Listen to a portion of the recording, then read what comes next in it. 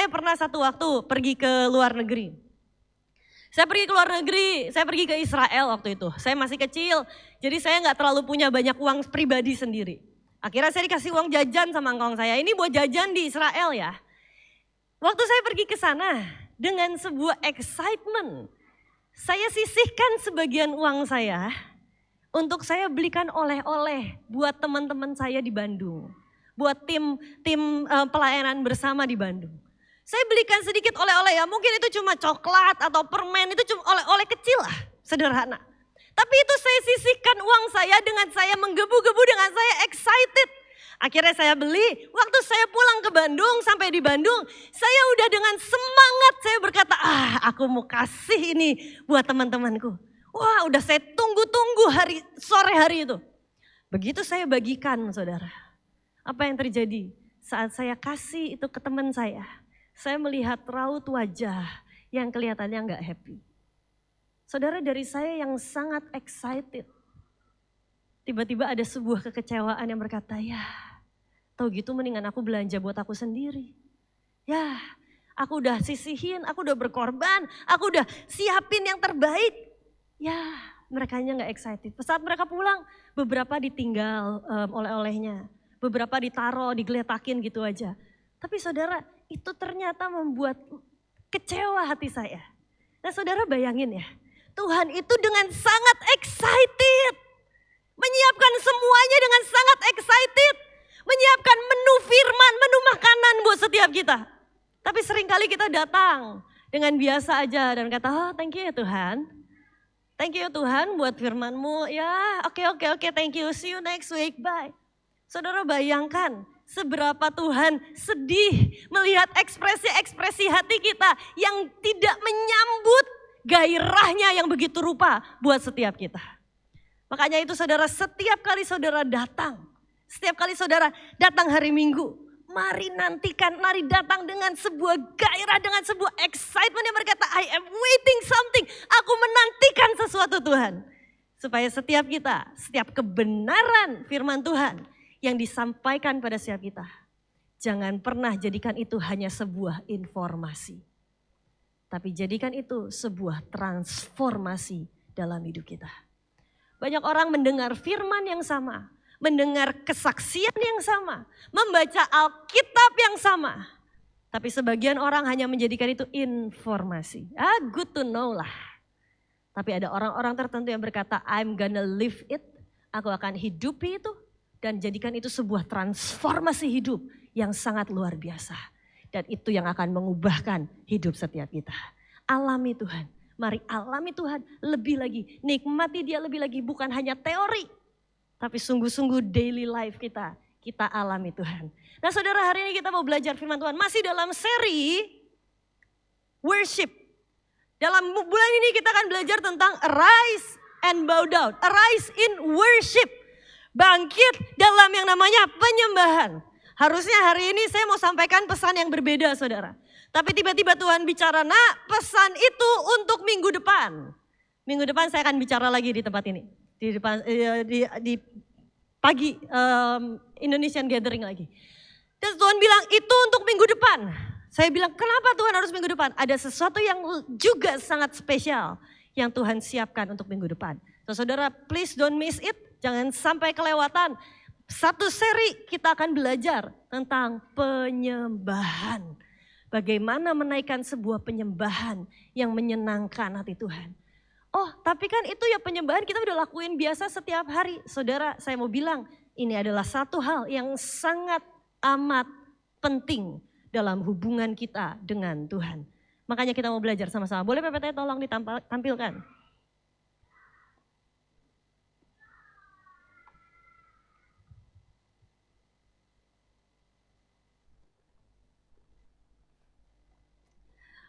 True worshipers. Saudara, di Alkitab, di firman Tuhan kita ada satu pasal, satu perikop yang menjelaskan, menjabarkan tentang true worshipers. Penyembah-penyembah yang menyembah dalam roh dan kebenaran. Firman-Nya berkata Tuhan mencari penyembah-penyembah yang menyembah dalam roh dan kebenaran. Nah kita mau belajar ini sama-sama, boleh di next. Saudara, dalam Yohanes 4 ayat 3 sampai 4. Izinkan saya agak potong-potong ayatnya ya saudara, karena kalau kita baca semuanya mungkin akan bias jadinya. Tapi saya udah potong-potong, loncat-loncat sedikit untuk saya berusaha menjelaskan sebaik mungkin. Supaya kita bisa paham sama-sama. Kita baca bareng-bareng ya saudara. 1, 2, 3. Ia pun meninggalkan Yudea dan kembali lagi ke Galilea. Ia harus melintasi daerah Samaria. Saudara, hari itu sampai tertulis dalam firman Tuhan bahwa Yesus harus melintasi daerah Samaria. Saudara bayangkan seberapa penting sih perikop yang akan kita baca setelah ini. Kisah yang akan kita baca dan pelajari setelah ini. Kok sampai Tuhan itu harus melintasi Samaria? Siapa yang berani ngeharusin Tuhan?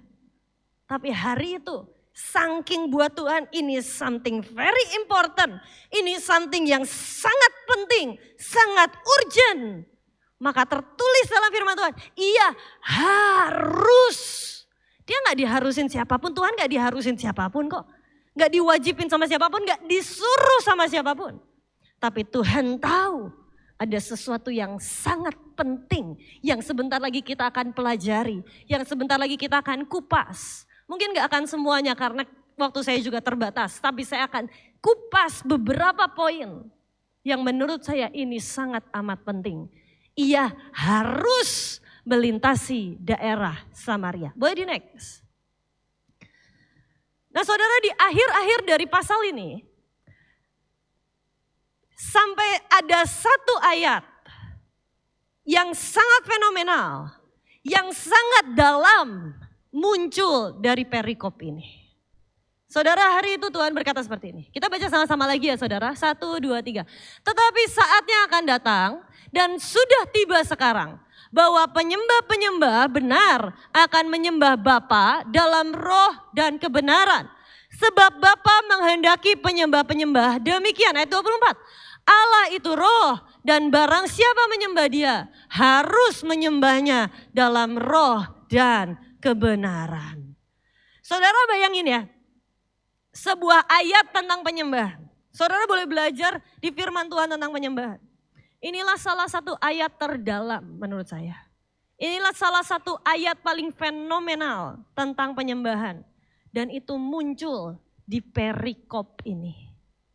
Saudara, saya sempat waktu saya baca Alkitab ini, saya baca perikop ini, saya sempat bilang sama Tuhan, saya bilang seperti ini, Tuhan, apa yang spesial sih dari perempuan Samaria itu?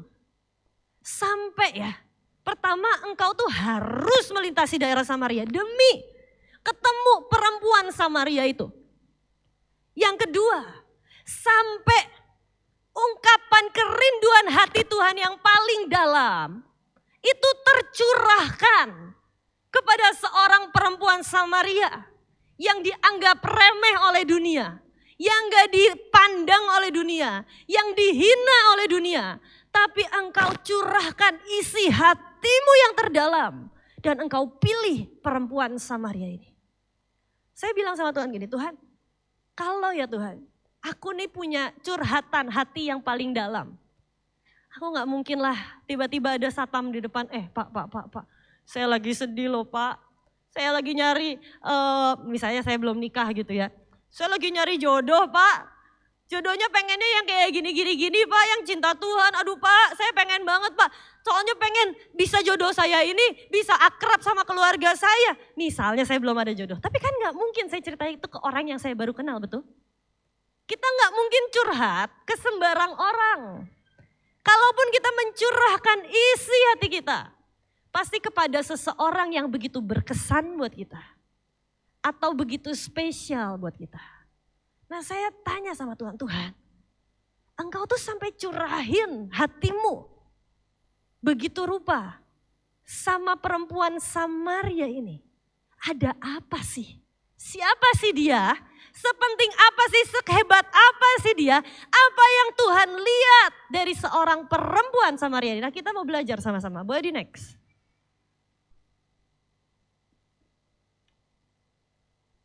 Yohanes 4 ayat 16 sampai 24. Kata Yesus kepadanya, kepada perempuan Samaria itu, pergilah, panggillah suamimu dan datang ke sini.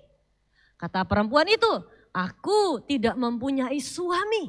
Kata Yesus kepadanya, tepat katamu itu bahwa engkau tidak mempunyai suami.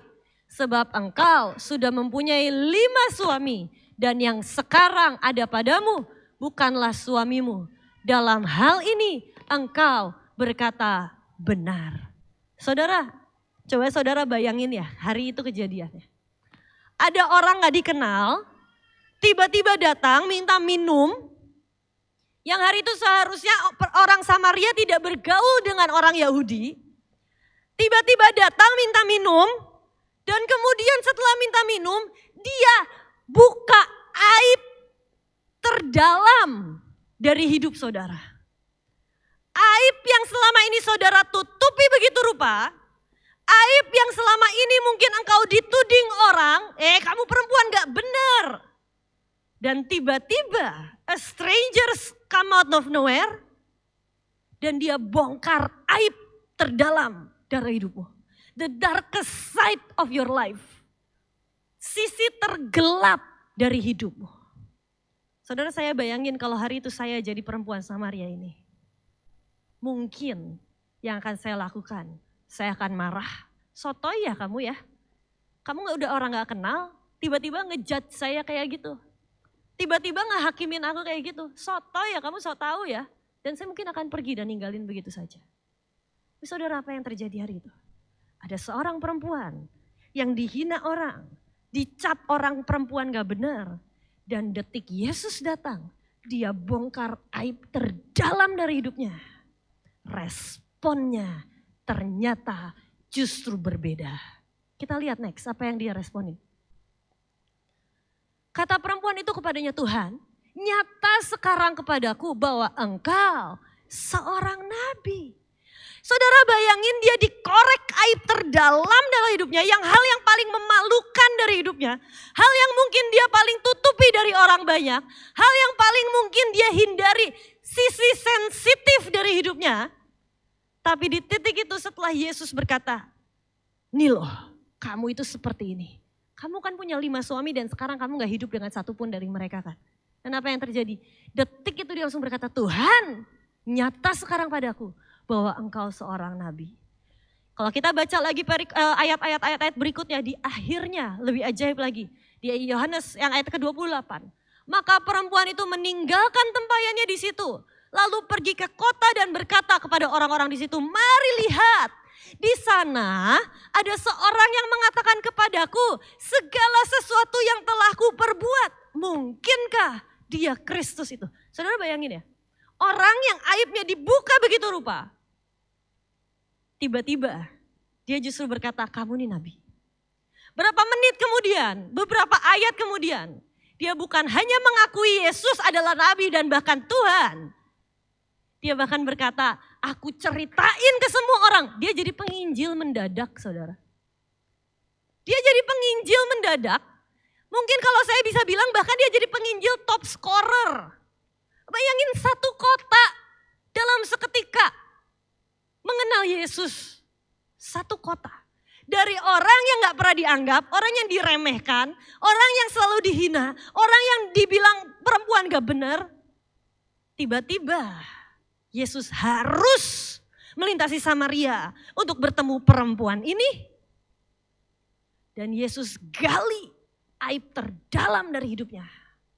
Tapi reaksinya justru ternyata sangat luar biasa. Saudara, hari ini yang saya mau sampaikan buat setiap kita next. Respon yang benar ternyata adalah salah satu bentuk penyembahan yang berkenan di hadapan Tuhan. Saudara, saat engkau alami apapun dalam hidupmu dan engkau berespon dengan benar, ternyata itulah sebuah penyembahan yang sejati di hadapan Tuhan.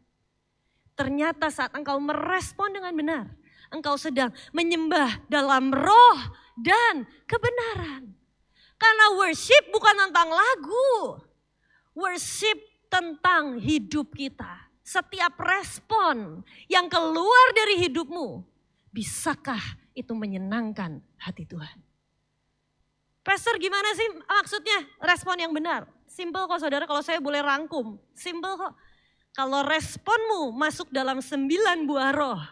Kasih, sukacita, damai sejahtera, kesabaran, kemurahan, kebaikan, kesetiaan, kelemah lembutan, dan penguasaan diri. Berarti responmu sudah benar. Saudara dipukul orang, bak. Saudara mau respon apa? Kasih, tetap sukacita, tetap damai sejahtera, tetap sabar, tetap memberikan dengan kemurahan, dengan kebaikan, kesetiaan, kelemah lembutan, dan penguasaan diri. Itu respon yang benar. Dan saat saudara merespon dengan benar, that's true worshipers.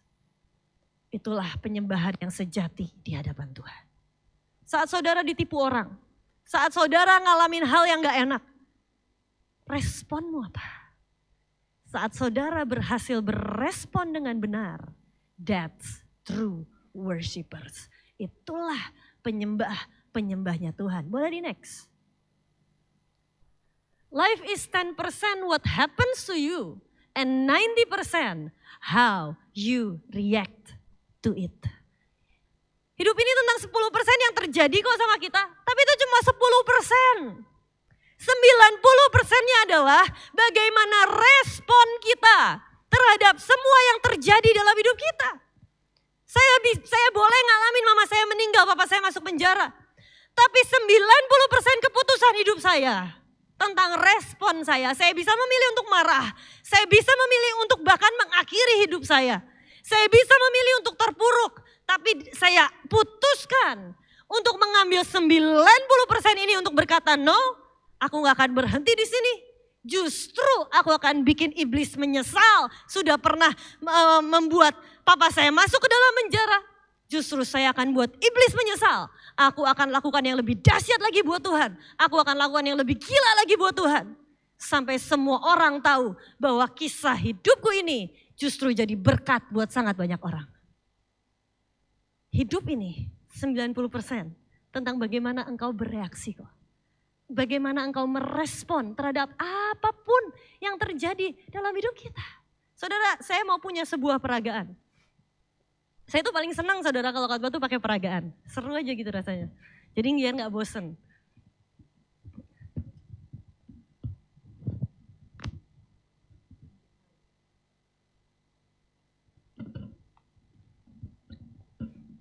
Saudara, saya punya peragaan. Hari ini di tangan saya ada 2. 1 botol kaca Marjan. Oh harusnya gak boleh sebut merek. Botol kaca sirup. Kan gak di endorse jadi gak boleh. Botol kaca sirup. Dan anggur.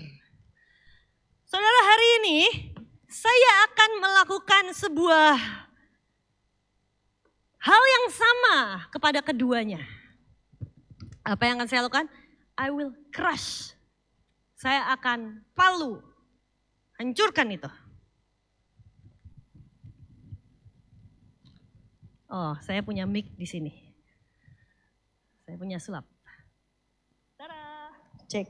Tara. Nah, saya bisa ngomong tanpa mic. Oke. Ini ya saudara, saya punya botol Marjan, botol sirup dan anggur. Saya punya 2 ini di tangan saya.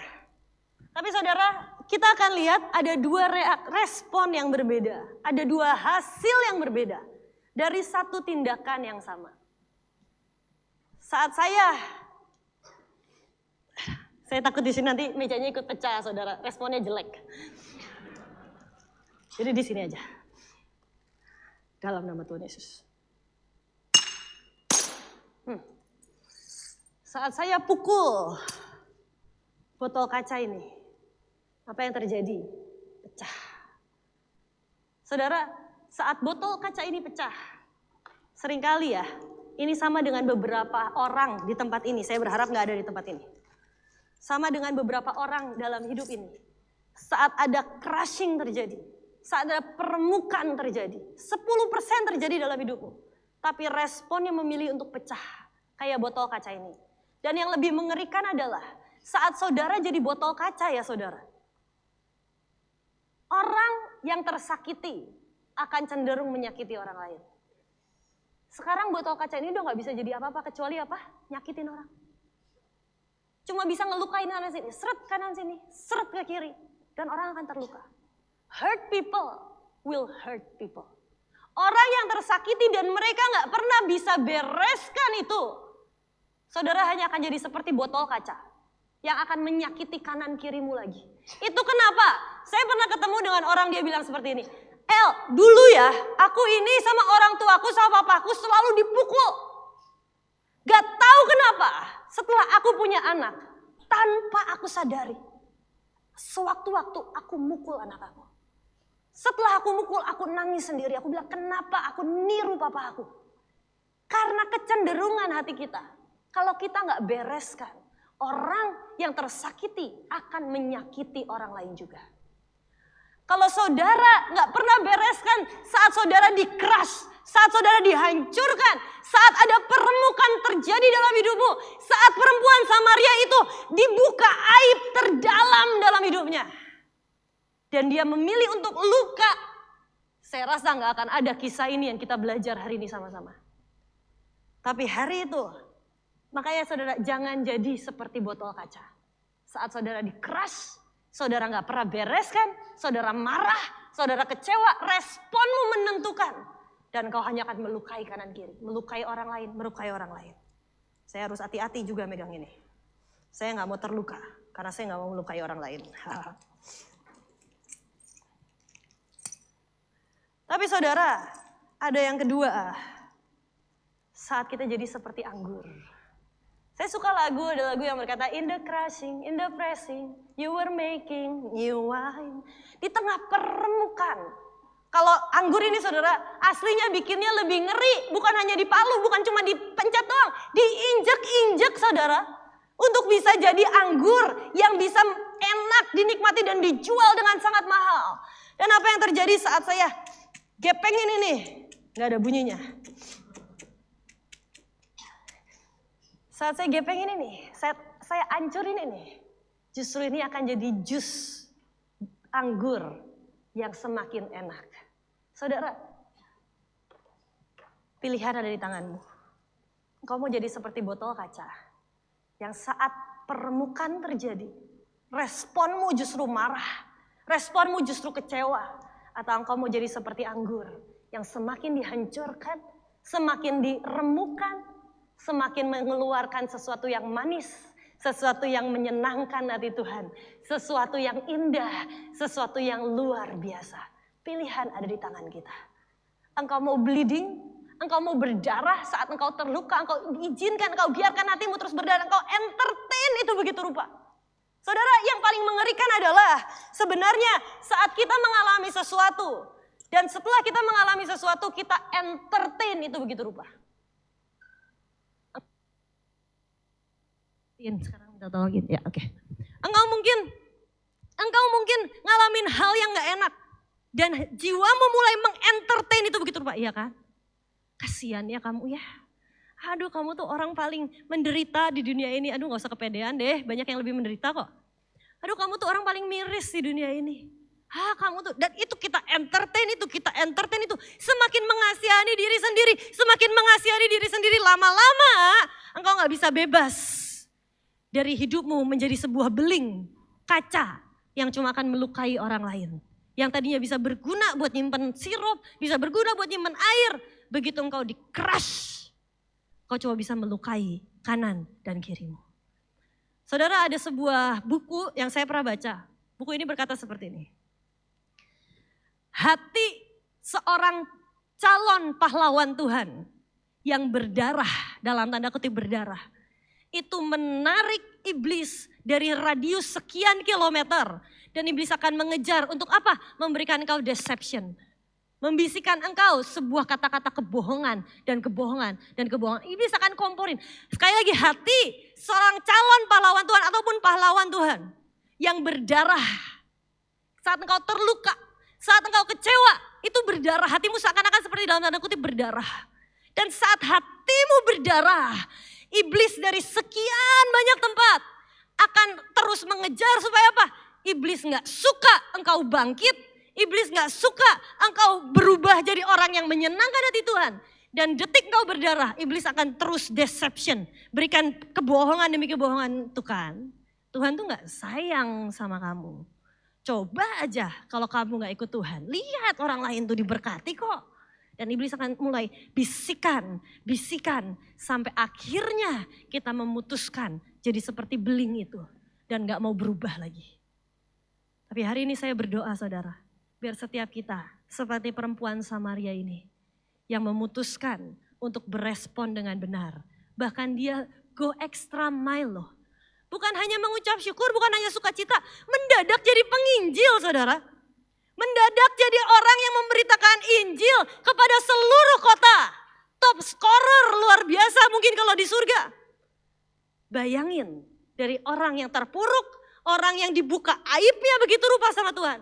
Tapi responnya benar di hadapan Tuhan. Mari merespon dengan benar. Kalau saudara tanya gimana sih caranya untuk kita bisa merespon dengan benar. Izinkan saya berikan satu tips. Boleh di next. Never hold unto something too tightly. For much like sand, when you clench too tightly, saat engkau pegang terlalu erat, it will slip away. Saudara, satu tips hari ini untuk kita berespon dengan benar, taruh dalam hatimu. Jangan pernah pegangi apapun dalam hidup ini terlalu erat. Cuma satu yang kita boleh pegang sangat erat, Yesus. That's it. Cuma satu yang boleh kita pegang begitu erat dan tidak pernah lepaskan, yaitu Yesus. Meskipun itu pun sebenarnya Yesus yang pegangin kita, bukan kita yang pegangin Yesus. Tapi cuma satu itu yang kita harus ngotot, tidak boleh kita lepaskan. Sisanya, saudara, saya punya engkong saudara. Namanya engkong saya adalah Yusak Cipto. Kalau saudara tahu, mungkin beberapa angkatan yang sudah berumur mungkin saudara tahu, engkong saya namanya Yusak Cipto. Dan saya pernah ngobrol dengan saudara-saudara saya bilang, apa ya, kenapa ya? Kok engkong saya ini seorang hamba Tuhan, dan engkong saya, kami ini sangat adore, kami sangat respect dengan engkong saya. Dan kami ngobrol, kami bilang, apa ya yang bikin Tuhan itu begitu suka, begitu jatuh cinta, begitu tertarik dengan engkong? Kita ngobrol, apa ya? Supaya kita juga bisa lakukan hal yang sama. Sampailah pada sebuah kesimpulan yang berkata, engkong itu adalah seseorang yang tidak pernah pegangi apapun dalam hidupnya begitu erat.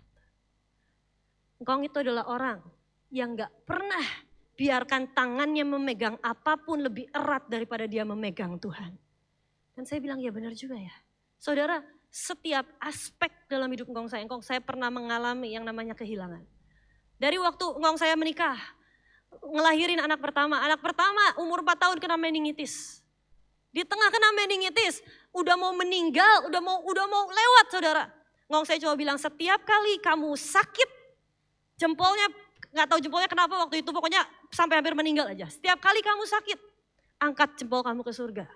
Bilang terima kasih Tuhan, engkau baik. Terima kasih Tuhan, engkau baik. Anak umur 4 tahun diajarin untuk kalau kamu sakit, jangan ngeluh. Angkat ke Tuhan, thank you Tuhan, terima kasih Tuhan, engkau baik. Kalaupun kamu harus meninggal, kalaupun kamu harus pulang, pulanglah nak.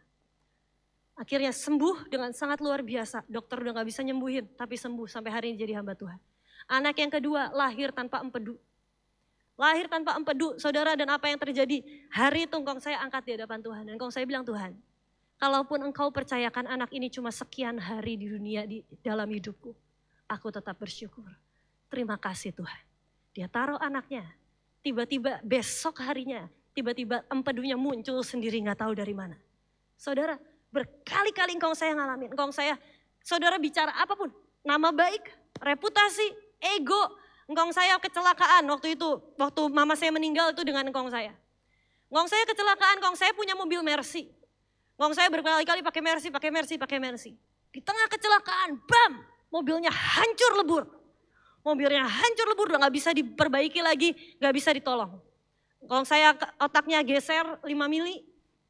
Dan hari itu di tengah rumah sakit saudara, ada satu orang datang. Lagi ngejengukin di lorong, tiba-tiba orang ini dengar suara Tuhan berkata, belikan hambaku Yusak mobil baru.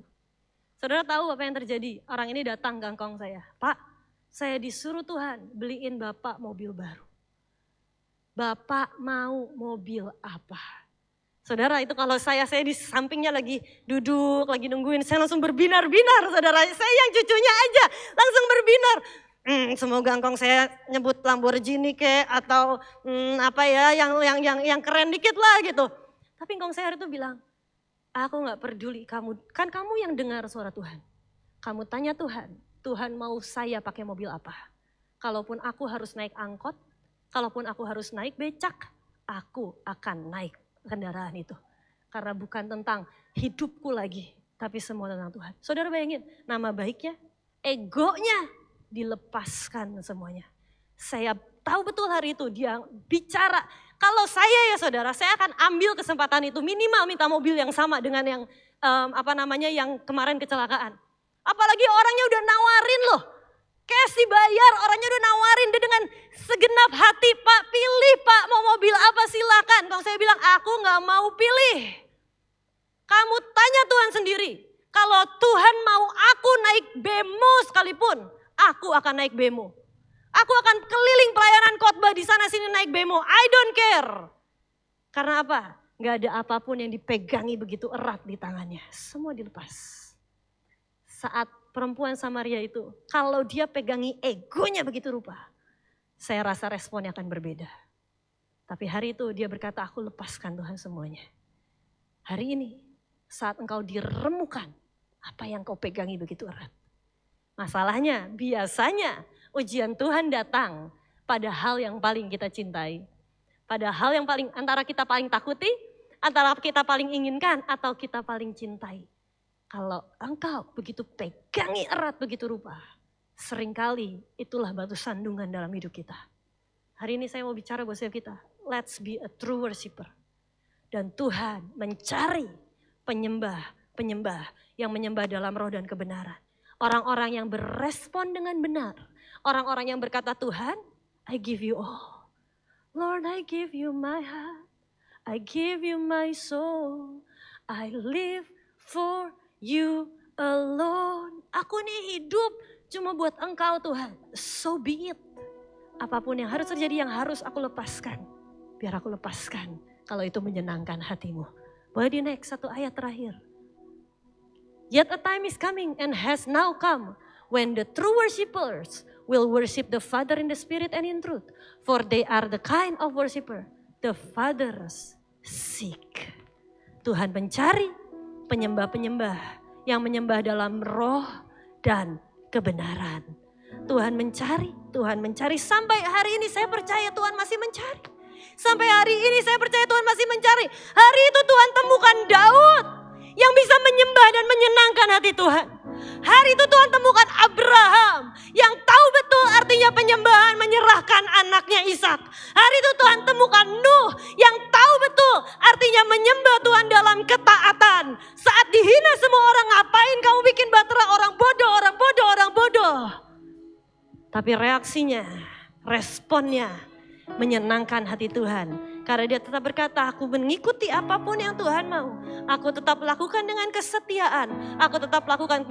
Dan di zaman ini, di generasi ini, Tuhan cari.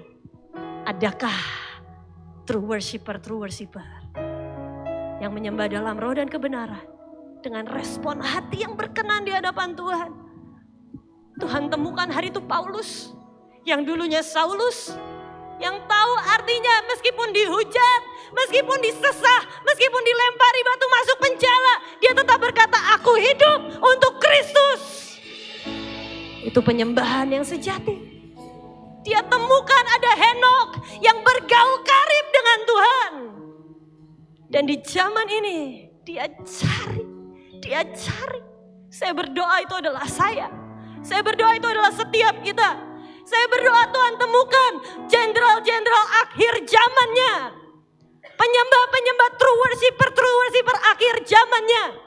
Yang bisa berdiri seperti Musa dan berkata, Tuhan, apapun yang kau suruh, aku jalan Tuhan. Katakan sama-sama, Lord I give you my heart. Lord I give you my heart. I give you my soul. Adakah penyembah-penyembahnya hari ini?